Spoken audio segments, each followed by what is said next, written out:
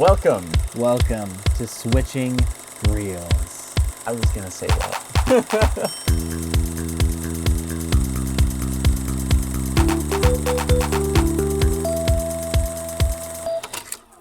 My one issue with Red Rocks is that it never seems to get loud enough for me there. Yeah, that makes total sense because it's open. Yeah. There's nowhere to reflect. The closest I've ever gotten, we're just going to include this in the podcast now. Welcome to Switching Reels. We're talking about music right now.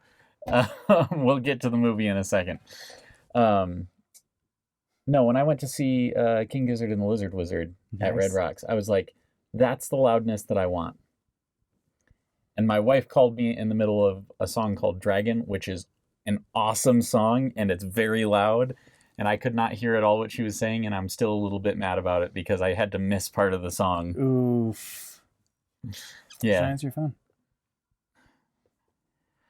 I typically wouldn't. But it's my wife. Yeah, I know. When the wife calls, you're like, oh no, is something dying? Yeah, I mean, and that's the thing. That was the Wicket pup. The one thing that supersedes all of the things that would make me go, I am ignoring the rest of my life, is my wife. Mm-hmm. Like, at a concert, I am not picking up my phone for work. And I am on call for work. Exactly. I am emergency on call for work. I still would not pick it up.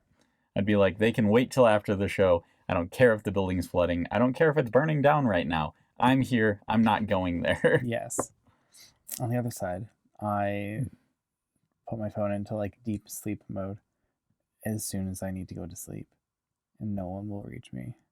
Well, I don't typically use filters.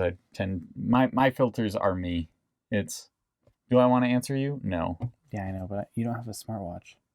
No. It just keeps buzzing you in the middle of the night if you don't turn off all abilities to receive notifications. Also, you're wearing your smartwatch to bed, which is something that even if I had one, I wouldn't do. Sleep tracking.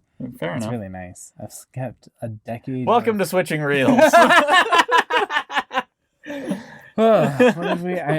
So Connor, as soon as this movie ends, I'm just sitting curled up in a blanket downstairs on our couch. We watched American History X today. And he's like, Trenton, you're stalling. And I am like, I'm not Stalin. Stalin's a bad guy. And he's like, you're proving my point, which is what I'm continuing to do. Yeah, I was going to say, are you telling this story just so that you can continue to stall? Yes, actually. This is all a stalling tactic. All right. Goodness gracious. I got to say, like this one, I'm going to start with my rating on this. It's a good plan. This one is a 9 technical, as far as I'm concerned. And it's a... Enjoyment is the wrong word for it, but it's a 10. Like, I'm considering changing enjoyment to like how much I am enjoying myself. Yeah, how much the experience is impacting you in a way that you enjoy. Right, yeah. Yeah, when you look at yourself and you're like, am I enjoying this experience? I feel like that needs to be made very clear here because a lot of what I'm experiencing is horror. Mm-hmm. But you like that. But it's, yes. I do like horror. Oh my gosh. In any and all of its facets, you adore horror. Yeah. Ooh. So yeah, this one's a 10 for me. And the only thing that knocks it down is something that I didn't even realize until this time around. And that's that there are a lot of side characters whose performances are kind of weak. They are kind of weak. No, you're totally right. And I definitely didn't notice that on some of them because the writing is so good that you almost just don't care how well it's acted because it's just so well written. And the intensity of everyone around them, right? Like, it just carries. And them. like one of the ones that I think is a weak performance is the guy who plays Sweeney, but he plays everything so dead serious that it's almost hard to recognize that like maybe it isn't good acting. He's kind of fumbling through this. Like he doesn't really like he overacts with his hands at certain points and he's like a little too stoic. He's a little bit too stiff in the way that he talks. But it works because so much of what he's saying, you're like, I'm just enthralled by number one, what you're saying, and number two, the gravity yeah, exactly. with which you're saying it. And so like, yeah. Which he does do very well. Yeah, the gravity is perfect. He pulls you in. Yeah. But there are a lot of performances in this where I'm just like, that's kind of a weak performance. Yeah. On rewatch. I don't know if this is spoilers, but yeah, like the girlfriend. Is what I was really like honing in on this one. Yeah. She wasn't exceptionally strong. I've always, every time I've watched this before, I've always felt like she was off. Stacy, because she has a mom. Yeah.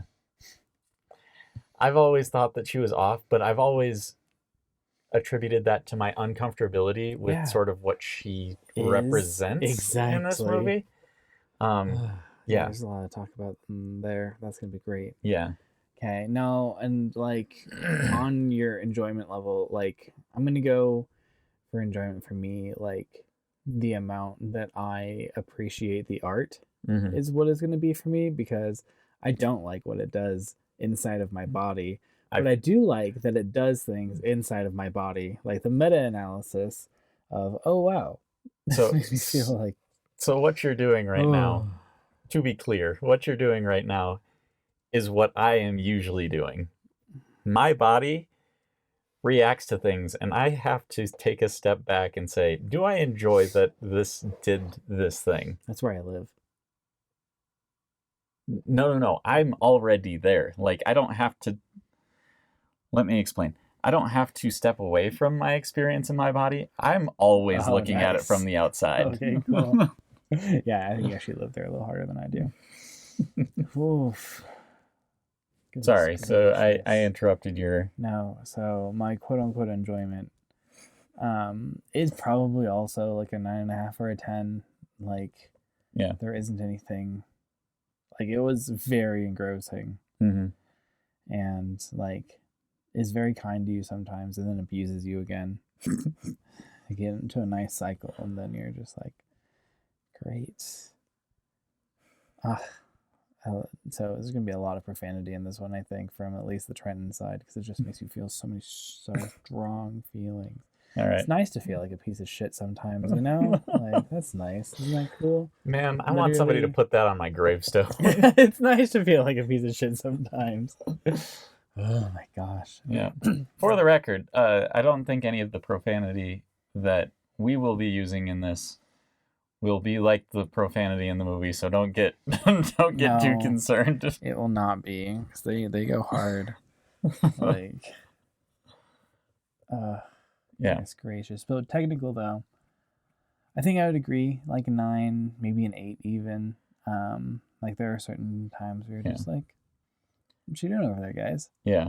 I think what made me decide on 9 was kind of what I was talking about with Sweeney, where I'm like, the acting itself, like I would knock that down, but the reason it still ends up at 9 is because the writing just picks up so much of the slack. So much of the slack. And it's almost to the point where I'm like, this is almost transcendently written. Yeah. It's in a number of scenes. So yeah. Oof. This one is a top 25 movie for me. Oh, that makes complete sense. I could totally see why it would be. Like, it makes you feel very strongly. That's what I need. Exactly. And so yeah, I guess any sort of trigger warning for this one is everything. Basically everything. Nope. It has sex. It has violence. It has profanity. It has abuse. It has rape. Yeah. Which I was like, oh great, that's nice. That's what I wanted. Right. Here. Yeah. Has straight up hate crime. Yeah. Which is also not something you see normally. No. And even gets called out as hate crime. Yeah, you know? I mean, like there's a pretty decent amount of movies out there where it's like, I mean, we've watched a few gangster movies already where it's like, okay, yeah, like there are definitely some racist people, but they don't like, you never look at it and you're like, oh, you know what I remember about Goodfellas? The racism. That's what sticks with you. Exactly. Right? This one is a little different. It's very much the racism that sticks with you. There's racism. Goodness gracious. I think it has basically everything. I'm trying to think of anything it doesn't have. Butchery? Maybe. Like, I don't really think there's no like abject torture. Yeah, there's no abject torture. I'm just gonna put this spoiler wall up real fast. Okay. Like right now. Okay, we're past the spoiler wall. There's the curb stomp scene. Oh my which is about as close as you get. Close. Yeah. Oh. There are certain scenes that I watch, and my wife is very squeamish as it comes to like the physical intensity as it comes to other people. Like does not like seeing stabs happen.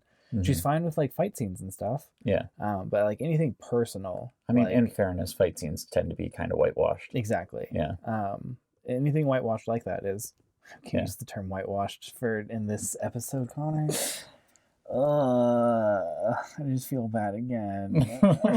Okay.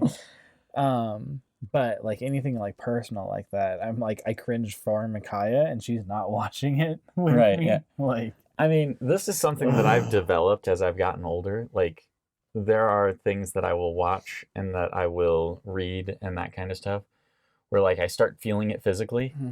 This is one of those. Yeah. And I feel like it shocks through your body. Like when he's writing, and you're like, that went through me. Like I was thinking about, I had nightmares about this for weeks. Yeah. Well, and this is one of those scenes that like in the film world, it is still considered iconic. Yeah. And not in like a positive way by any means. It's just iconic. Yeah. It's just notable, memorable. Right, like, all of the other things that they're talking about that idolize. I have yet to talk to anyone about this movie and that scene not be brought up. Yeah. Because you can't not. Yeah. Like it's so visceral. So visceral. And again, personal. This might be the most visceral movie we've watched so far. I think it might be. Like I'm trying to compare it. Like I felt this kind of similar rage and anger with Schindler's List, but that was even more distant than this. Yeah, Schindler's List is a weird one, and I might have brought this up as well. Like the reason Schindler's List doesn't affect me in ways that I like all that much is because it tends to make me feel more depressed than it does make me feel horrified. Like sad in like a human connection kind of way. Yeah, totally. Which is something that this movie does very well. Yeah, it does. It's helpful that the demographic that this movie acts is us. You know? Like mid-20s white male Protestants. Oh, yeah. Like we are the main characters. All right? Except for the fact we have hair. And we're not ideological differences. But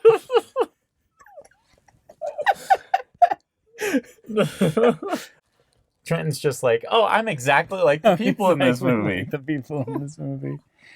Oh my goodness gracious. It's rare that a movie can make you feel like, oh yeah, I'm the piece of shit. You're right. Whoops. I guess I don't. I'll go and fix that now, I guess. I guess I don't feel that when I watch this movie. Oh my goodness gracious. Like this movie. I'm sorry, I belong to the group that is a piece of shit.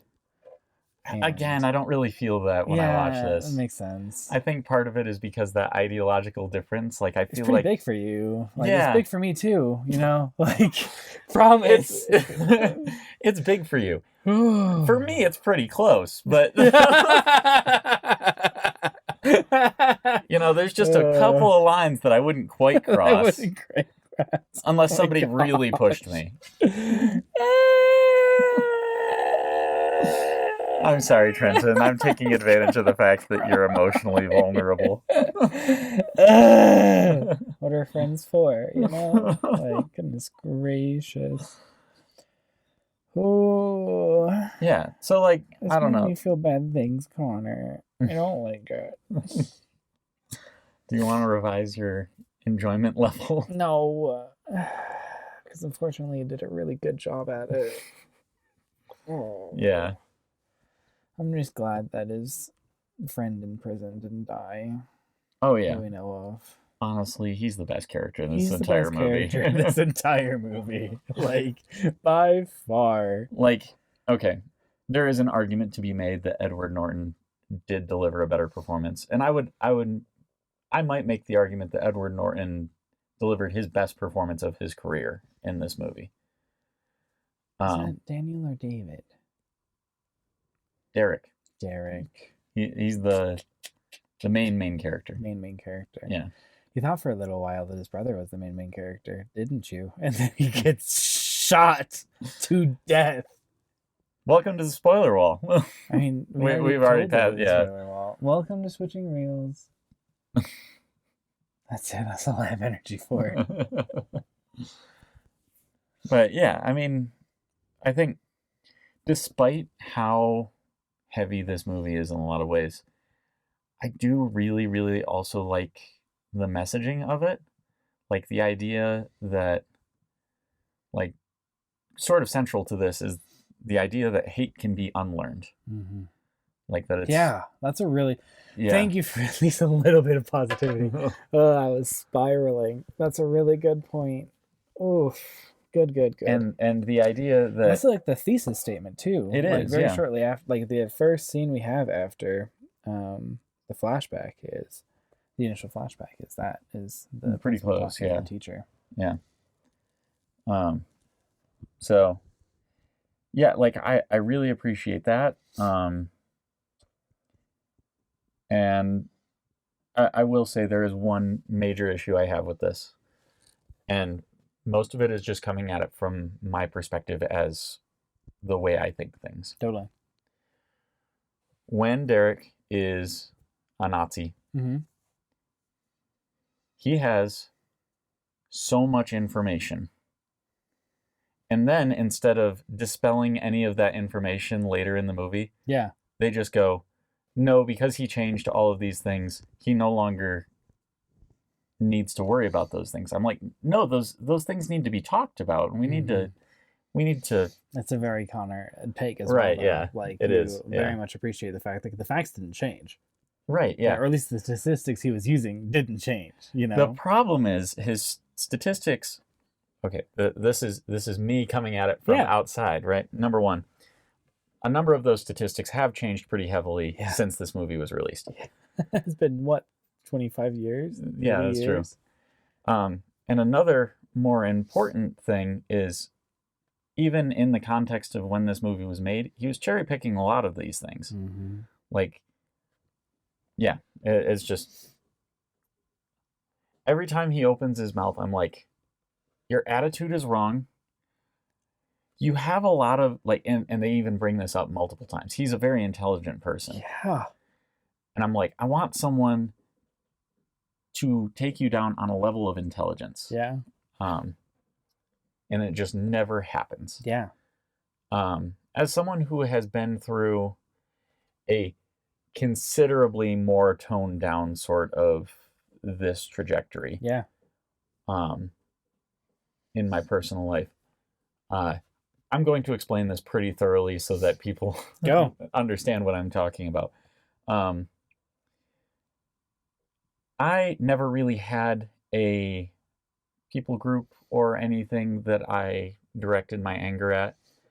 But I was very angry just sort of broadly at the world and at people and social norms and all of that kind of stuff for a pretty long time. And weirdly enough, I haven't seen this movie since I've kind of gone through some of this transformation. So, like, it's kind of cool. The things that they were talking about toward the end of the movie were, like, just realizing that the wages of sort of this anger and hatred are never positive. They're never good for you. That connected with me a lot more in this watch through than it has before. That said, I still had to grapple with a lot of the things that I was dealing with before. Even things that aren't as, I guess, concrete as what he was talking about, right? Like, I wasn't talking about, like, oh, these are the things that different groups are doing and the stats on that. The way that I was going through this was very much a philosophy of near nihilistic proportions. I don't think proportions is the right word. But like approaching some very nihilistic thoughts. And so like having to figure out, okay, I've worked myself into this place where like I feel pretty grounded and supported by the research that I've done, all of this kind of stuff. I had to unlearn some of those things, not because those things were objectively incorrect, but because of the way that they were being used to support the ideas that I had. Yeah. It's kind of like if you take a whole bunch of boards that were meant for a fence and then you try to build a house out of them. Yeah. Right? Like just because you've done a really good job of supporting a certain part of the house with a whole bunch of things that aren't supposed to be supporting it does not mean that that's what they're there for. Exactly. or that you're using them even remotely properly. Exactly. It's very close to the adage, like, oftentimes people will say the data speaks for itself, which is one of my now least favorite ones, along with cake and eat it too. But like data itself does not have a meaning. Yeah, it doesn't. People assign that. Like there's so much that goes into the interpretation. Right, yeah. Yeah, and one thing that I noticed a lot in the rhetoric of this movie was the assigning of intention. Yeah. There's a lot of intention assigned. Yeah. Where it's like, no, this is what you're doing, or this is what these people are doing. Yeah, exactly. Right. Like, I think he says it a number of times. He's like saying, you know, these immigrants are trying to exploit our country. Yeah. It's like, okay, based on what evidence? Yeah. Like you can bring out a lot of data here that will support very specific things that you're trying to communicate, but the intention of the people is never one of them that you are addressing through evidence. Yeah. The closest he ever gets to that is when he's talking about riots and the idea that the riots are because of the way that they unfold indicates an intention to just collect whatever they can. Yeah. Despite having or despite how it will negatively impact their community. Yeah. And like that is the closest he ever gets. Yeah. Again, there are other things in this where I'm like, they bring up good points, and I kind of wish I could just like every time one of these scenes happens, I want to sit down and be like, okay, no, you have a point here and here, but the problem is you brought it over to here, and no one ever has these conversations with them. That's true. Like it's always, no, you're just wrong. It's like, okay, the Rodney King part is one that always bothers me because I sit there and I'm like, okay, yeah, you're right. He was high as a kite. He was doing all of these horrible things. And then the police officers beat him senseless with billy clubs. Yeah. Neither party was in the right here. No, there's both wrongs. Like there's like, all can wrongs. we just say that Rodney King was a piece of shit, and also the police officers were most likely pieces of shit. I'm not familiar enough with this case to say for sure. I have some tangential information on it. One way or another, they most certainly used excessive force. Yeah. This was a case of police brutality, pretty cut and dry. Yeah. Doesn't mean that Rodney King was a good dude. Agreed. Yeah. So like there's so many scenes in this movie where I just kind of want to sit the people down and be like, okay, your rhetoric to dispute this is not good enough. Yeah. You have not thought this through. You have not communicated this well. You're allowing your beliefs in these things to cloud your ability to think clearly about them. His ability to think clearly about them is pretty strong, but he's allowing allowing complete leaps in his logic once he's built a somewhat stable-ish foundation to leap from. But I think one of the things the movie is like underpinning here is that leap ability, like the ability to leap, is based off of like the heart and based off of absolutely. the anecdotes. Yeah. And so like at the end it would be really nice to go and revisit them and be like, hey, like let's go and look at these again. Now you can be a proponent for the good things. But I am probably the only person who wants a sequel to American History X. Exactly. And it's just a documentary. No, it's not a documentary. The sequel I want is a time travel story where present day Derek goes back and talks to past Derek, to neo-Nazi Derek, and they just sit in a room and talk it out the entire time. Ooh, nice. It would be such a boring movie to most people, and I would be enthralled. Exactly, you would be. Oh, that's fantastic. Yes, good. You now know at least one or two scenes in some future books of yours. This is why I can't be a director. Damn. Has nothing to do with my choices to walk away from film. Has everything to do with my movies would be so boring to most people. But I'm riveted. I would just write out podcasts. Yeah. That's not a bad plan. We can go and role play Future Derek and Derek. No. I don't want to write it. I just want to watch it. It'd be way too exhausting to write. The amount of bad places I'd have to go in my head and like stay there for several years at a time as I work through exactly what these characters believe and what they would be saying to each other, and I'd have to actually go do all of the research in order to compile all of this.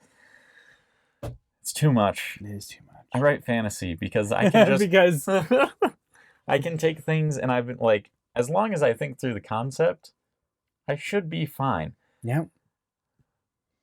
All of the like world evidence, I just get to throw that in. I make it up. Exactly.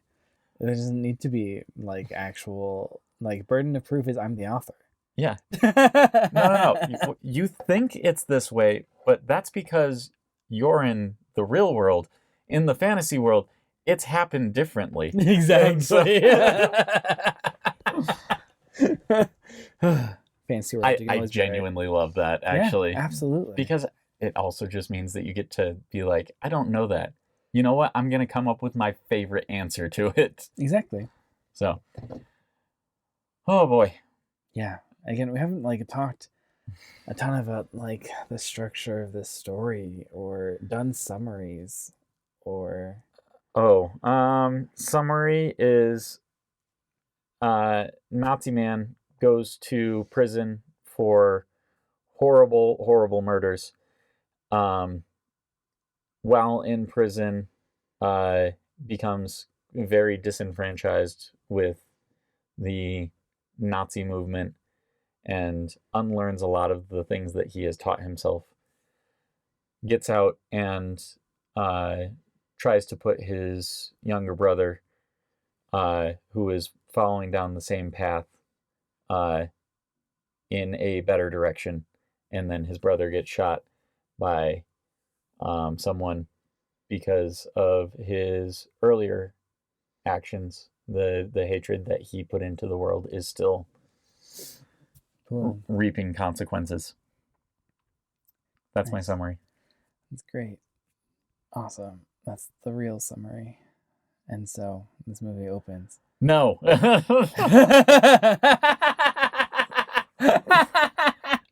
Sorry, that was a knee-jerk reaction. Just a knee-jerk reaction. Good times. This movie opens with a flashback. It doesn't close with a flashback. It closes with a flashbang as guns go into this poor semi-main character. On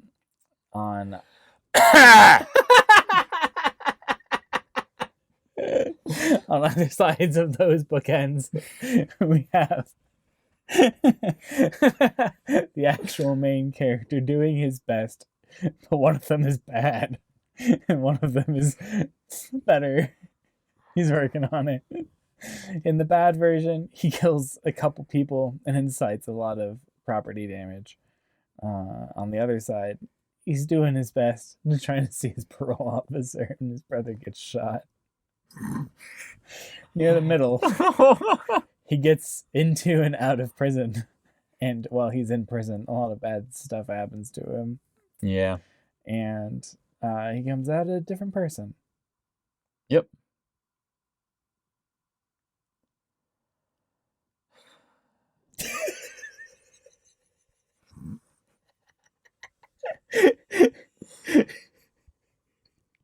You know, it's entirely dependent on the movie and how much I am looking forward to or dreading your summary.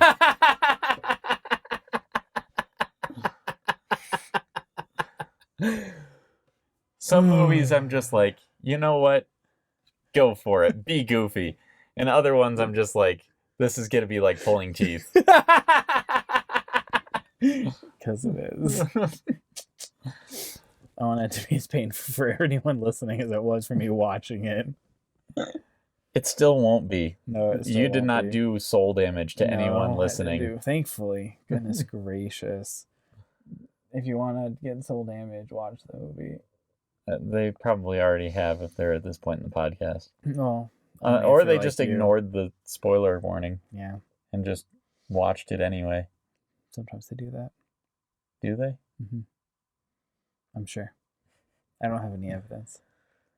I really don't know where we're going at this point with the conversation. I don't either. But I there were certain just again key scenes, Yeah. Like it was so nice when he started actually making friends Mm-hmm. with his black friend while cleaning. Oh yeah. Clothes. Again, that if this entire movie was nothing but that friendship going from I hate you because you're black to you are the person I trust most and is saving my life. If that was the entire movie, it would still be great. It'd be such a good movie. That section of the movie I consider perfection. Mm-hmm. A few key scenes that are not enjoyable to watch excluded from my overwhelming joy. The non-consensual sex is very much one of those. For Yeah. Sure. Yeah. Yeah.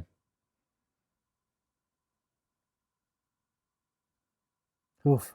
Other interesting scenes are when Derek comes back and goes That's to half of the movie. Where he comes back? Where he comes back, yeah, that's half the movie. It is half the movie. And goes to the rally-ish thing. Oh yeah. And his ex-girlfriend's there. And she turns like that. Yeah. And I was like, whoa. That's so crazy. Yeah. This is a person that you were so committed to, and now you're like, yeah, shoot him. Right, yeah. The speed at which she just goes, kill that guy because he doesn't agree. Yeah. Is alarming. Intense. Yeah. And just that theme of hey, we need to figure out a way to break the cycle, and it never gets broken in this movie. Yeah, that's true. I mean, there is evidence that it is broken. Will in the future. Yeah. I mean, there is evidence that it is broken with Derek. Yes. It never is concluded and therefore not broken with Danny. Yeah, with Danny. But it's something where clearly Danny has changed. He just doesn't get a chance to fix any of the things that he's done wrong. Yeah. One thing that does bother me about this movie is the fact as well, it also would need to be a longer movie for this to happen, but at no point does he apologize to anyone in his family or anything like that. Where, like, the way he treats his mom when she comes back to the prison, not super cool. Mm-hmm. The way he treats his sister on what we expect is the last night that he sees her is also just really, really horrible. Yeah. And, like, I would have loved to see some reconciliation there and, like, an understanding that, like, I have actually changed and it's not just, like, I don't know. Yeah, absolutely. Like, the closest that we get is before he leaves the house and he's talking with his mom, like, hey, I don't think I should be here, you know? Yeah. Like, I'm not making your life better by being here. Yeah. But yeah, I mean, like, you can clearly see that the relationship has changed. It's just, I would have liked to see some reconciliation because it just kind of feels feels like a hole to me in the emotional story that's being told. Don't you love generational trauma? I'm pretty sure that's where the lack of communication comes from. That's just like a standard, as you just don't talk about it. To quote a friend, you shove that shit down, and just don't deal with it. Oh yeah. And I don't like it. Wait, you had to quote a friend to get that one? And it's funny. I feel like that's been said a bunch. A lot, yeah. Actually, it probably is a motto, but it was recent with a friend. I mean, there's even a scene in Talladega Nights where one of the characters tells another one, shove it down, put it deep down inside, and don't ever bring it up again. Ooh. That's how you build bombs that are people. No, that's how you develop depression in people. And that too. Or like very large anger. No, again, slow seeping anger that just kind of... We're different people, Connor. We are different people. I put that much pressure on myself, who is already very intense. That leads to explosions. Man, my emotional pressure is a tight, heavy lid. Yeah, it is. I have yet to see it explode, ever. I hope it never does. I have seen it seep out. And in the meantime, I've gotten better at just opening that up slightly, just a little bit at a time. Good man. That's great.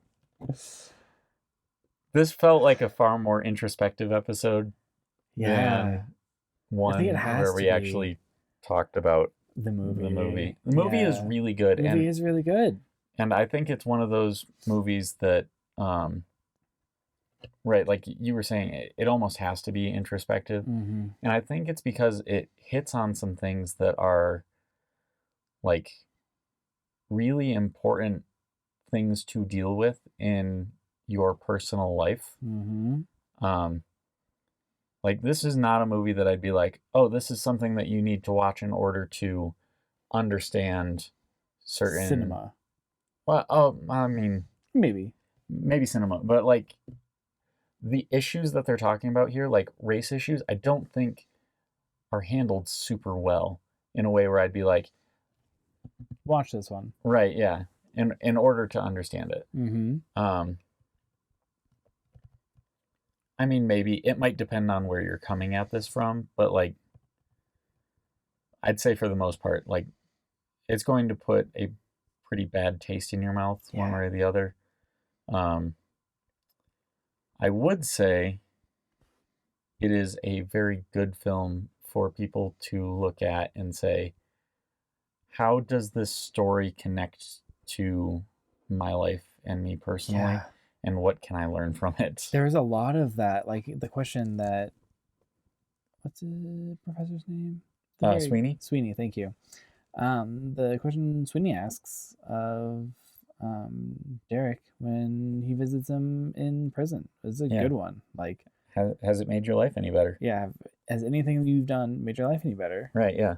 Like, that was a good one. There's a lot in this. Like, I'm currently going through, like, read through of the Bible and some other stuff, and like I'm asking myself the question, like, how would I interact if I was like a minority group and faced with these people? Like, what would that look like? Yeah. There has to be a lot of like thought and introspection on like, where do you stand? Like, yeah. And it does a very good job of that. Right. Like, yeah. It prompts it really, really well. Yeah. It shows you a lot of the like darker sides of humanity, and then the hope that exists in people to be able to change, to go and make that choice, and like unlearn things that have like just been second nature, that like you were raised on, you know, like break so much of yourself that you are a different person now. Yeah.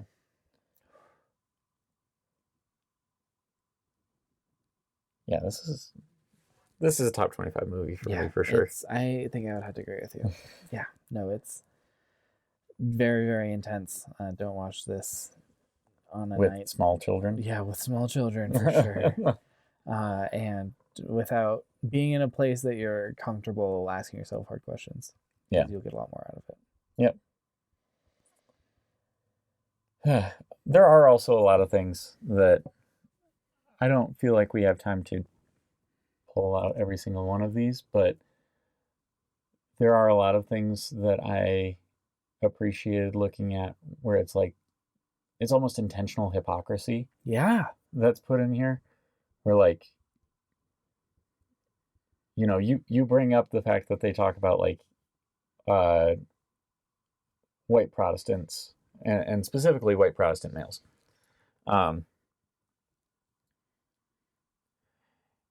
At no point in this movie could I be like, oh yeah, that's Protestant ideals right there. That's Protestant values. There's nowhere. The closest they get is something they talk about a lot, but they don't act on very much, which is responsibility. Yeah.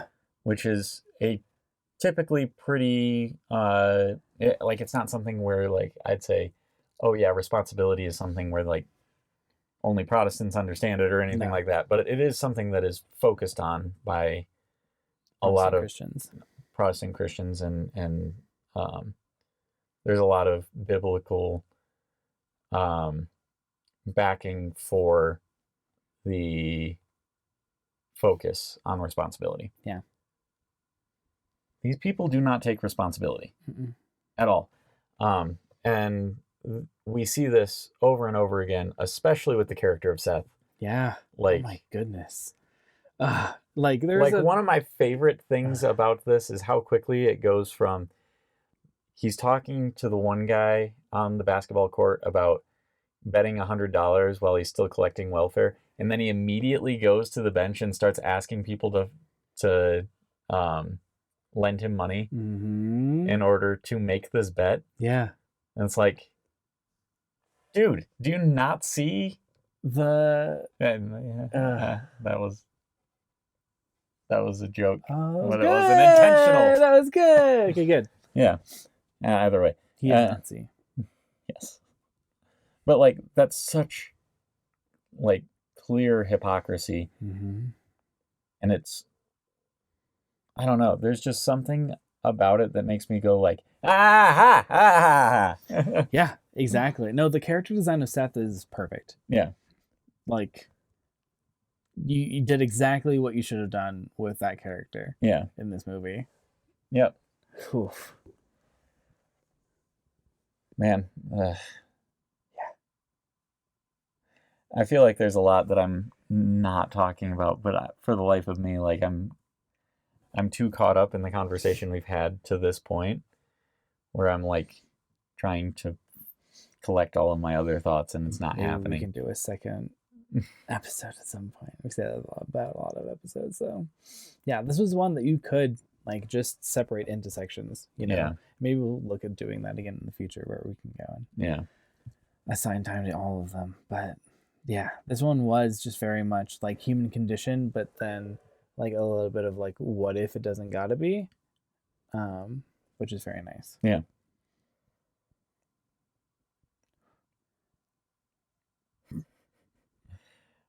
Since we've had a lot of dead air on this particular episode, I'm just going to ask, how do we end this?